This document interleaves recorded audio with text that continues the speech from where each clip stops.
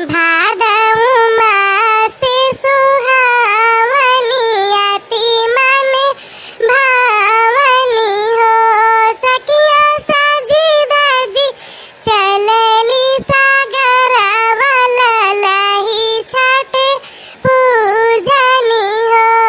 सखिया साजी दाजी चलली सागरवा ललही छठ पूजनी हो।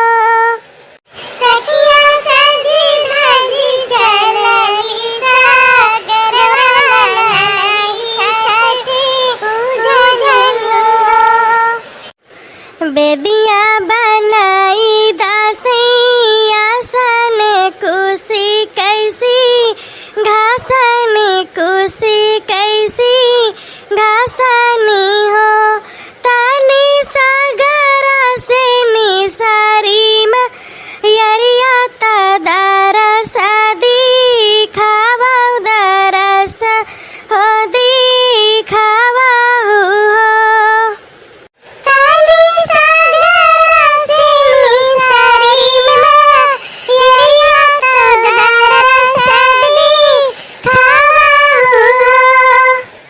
केहू सखी चरण पाखरे त केहू जल डारे त केहू जल डारई हो।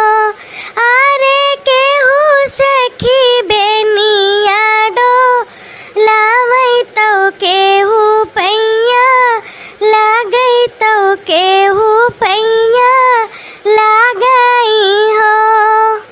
अरे केहू सखी बेनिया डोलावई तो केहू पैया लागई हो। बेदिया पे बैठी मयरिया मगानी होई बोलई मगानी होई बोलई हो। सेव का पूरा करबै तो रीम रमिया सकुची ताजी बोलऊ सकुची ताजी बोलाऊ हो। सेव का पूरा करबै तो रीम रमिया सकुची ताजी बोलाऊ हो। केहू मांगैया निधन दौलत केहू मांगई संतति केहू मांगई संतति हो।